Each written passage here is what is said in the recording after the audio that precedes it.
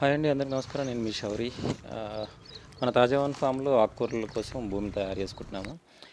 భూమి తయారు చేసుకోవటమే కాదు, మనం మన ఫామ్లో తయారైన దేశీయ ఆవు పేడ ఎరువుగా చల్లుకోవడం జరిగింది. దాన్ని భూమిలో కలపడం జరిగింది.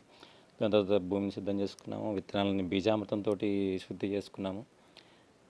దాని తర్వాత ఈ బీజామృతం అంటే ఆవు పేడ, ఆవు మూత్రము తోటి తయారు చేసుకునే ఒక సొల్యూషన్. దాంట్లోంచి ట్రీట్మెంట్ చేసుకోవడం జరుగుతుంది. దాని తర్వాత స్పెషల్గా చూపిస్తాను. దాని తర్వాత ఫైనల్గా విత్తనాలు వేయటం జరుగుతుంది. ఈ ఈ ఆకుకూరల విత్తనాలు చల్లడం అనేది అదొక ఒక ఒక టాలెంట్. అది నిజంగా దానికి ఒక సైంటిఫిక్ మెథడ్ లాగా వేసుకోవాల్సి ఉంటుంది. మామూలుగా కూరగాయల విత్తనాలు పెట్టినట్టు కాదు. సో చూశారు కదా, మీరు చూస్తుంటే ఇది చిన్న వీడియో లాగా ఉంది, కానీ మేము దీన్ని సిద్ధం చేయడానికి ఈ ప్రాసెస్ మొత్తం 15 రోజులు పట్టింది. అంతటితో అయిపోలేదండి. ఇంకా ఇక్కడి నుంచి మళ్ళీ వాటిని జాగ్రత్తగా చూసుకోవాలి. దాని తర్వాత